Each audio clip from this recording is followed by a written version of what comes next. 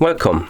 In front of me I have SKAGEN Falster Gen 6 and I'm gonna show you how to disconnect from the Wi-Fi network on this watch. First we need to wake up the screen on our watch, and you can do it by pressing the middle button. Once you wake up the screen, press the middle button again to open the menu.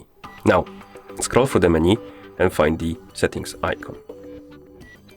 Once you find it, tap on it to enter the settings. In settings, find the option called connectivity, and once you find it, tap on it to enter.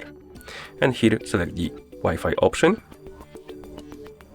Now scroll down and find the option called saved networks. Once you find it, tap on it. And here we have the list of networks your watch is connected to.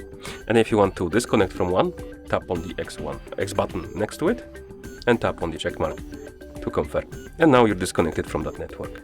I'm gonna disconnect from this one too, like this. And then you will see that before there was a connected message under this network, but now it says last used because it was the last network you were connected to. And once you're done, of course, you can press the middle button to go back to watch face. And that's how you disconnect from the Wi-Fi network on this watch.